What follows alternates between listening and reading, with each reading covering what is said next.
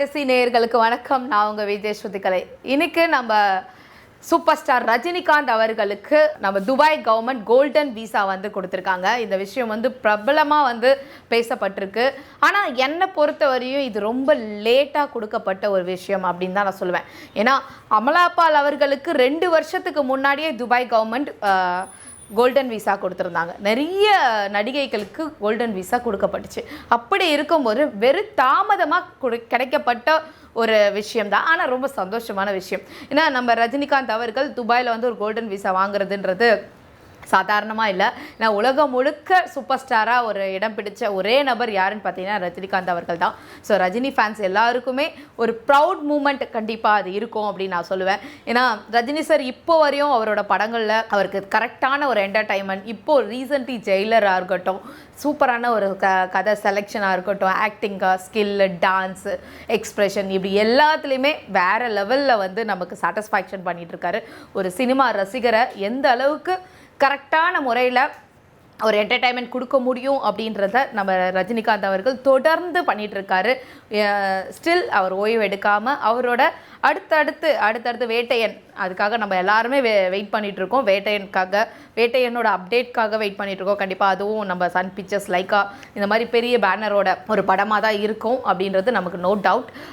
இன்னும் நிறைய படங்கள் வந்து நம்ம ரஜினி சார் படங்களில் நிறைய பிடிச்சிருந்தாலும் துபாய் அரசு வந்து நமக்கு கோல்டன் விசா கொடுத்தது வந்து ஒரு மிகப்பெரிய ஒரு ப்ரவுட் மூமெண்ட்டு. அதை நினைக்கும் போது அதை நியூஸ் கேள்விப்படும் போதே வெரி ஹாப்பி. கண்டிப்பாக நம்ம எல்லாருக்குமே கிடைச்ச மாதிரியே இப்போ எனக்கு ஒரு கோல்டன் விசா கிடைச்சா எப்படி நான் ஃபீல் பண்ணுவோனோ அதே ஃபீலிங் தான் ஒவ்வொரு ரசிகருக்கும் இருக்குது. ஸோ ரஜினி சார் வந்து இன்னும் நிறைய படங்கள் பண்ணி இன்னும் நிறைய வெற்றி படங்களை கொடுத்து ஒரு என்டர்டெயின்மெண்ட் பேக்கேஜாக வந்து தருவார் அப்படின்றது நோ டவுட். நிறைய பேருக்கு சில வருத்தங்கள் இருக்கும், அவர் அரசியல் வரலைன்னு, வராததே நிறைய பேருக்கு பெட்டர்னு அப்படின்னு நிறைய பேர் கருத்துக்கள் சொல்லிட்டு இருக்காங்க.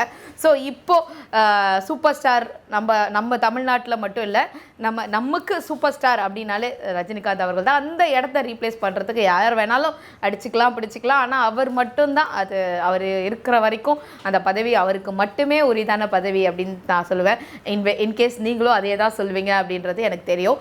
ஸோ நெக்ஸ்ட்டு நல்ல படங்கள், நல்ல பாடல்கள். இப்போ வரையும் ரஜினி சாரோட நிறைய படங்கள் எனக்கு இப்போ வரையும் அவரோட ஃபேவரட் மூவி அப்படின்னு பார்த்தீங்கன்னா 6லிருந்து 60 வரை இப்போ வரையும் என்னோட one of the most favourite movie படையப்பாவாக இருக்கட்டும்.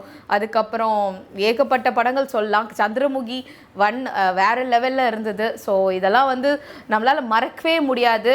ரஜினி சாரோட படங்கள் நிறைய காம்பினேஷன். எனக்கு ஒரு சின்ன ஆசை இருக்குது.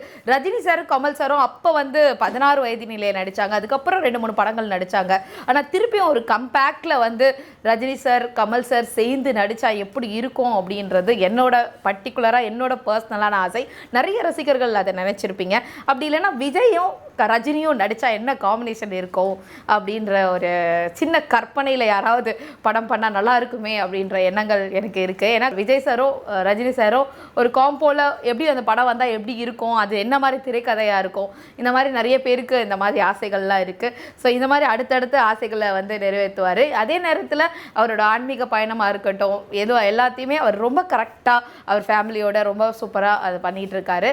அண்ட் உங்களுக்கு தெரியாது, துபாயில் இருக்கிற லல்லு அவரே வந்து டைரெக்டாக வந்து அவரை இன்வைட் பண்ணி டின்னர் கொடுத்து அங்கே இருக்கிற ஒரு இந்துசம் கோயிலில் போயிட்டு அவர் வந்து ஒரு பூஜை பண்ணி ரொம்ப பர்ஃபெக்டாக நம்ம ட்ரெடிஷ்னலில் எங்கே போனாலும் ஒரு ஃபாலோ பண்ணுற ஒரு பர்சன், ரொம்ப பொலைட்டாக ரொம்ப கைண்டாக எல்லாருக்கிட்டேயும் அன்பாக பேசுகிற ஒரு பர்சன், டவுன் அர்த், ஒரு சினிமா இண்டஸ்ட்ரினாலே எல்லாருமே டவுன் அர்த்தாக பார்க்குற ஒரு பர்சன், எப்போவுமே ஒரு வெளிப்படையாக எந்த ஒரு மேக்கப்பும் இல்லாமல் ரொம்ப கேஷுவலாக இருக்கிற ஒரு பர்சன் பார்த்தீங்கன்னா நம்ம சூப்பர் ஸ்டார் ரஜினிகாந்த் அவர்கள் தான். ஸோ உங்களுக்கும் சூப்பர் ஸ்டார் ரஜினிகாந்த் அவர்களை பிடிக்கும்னா இந்த வீடியோவுக்கு ஒரு தம்ஸ் அப் கொடுத்துருங்க. உங்களிடமிருந்து விடைபெறுவது உங்கள் விஜய் ஸ்ருதிகலை. இந்த வீடியோ உங்களுக்கு பிடிச்சிருந்தா லைக் பண்ணுங்கள், கமெண்ட் பண்ணுங்கள், ஷேர் பண்ணுங்கள், சப்ஸ்கிரைப் பண்ணுங்கள்.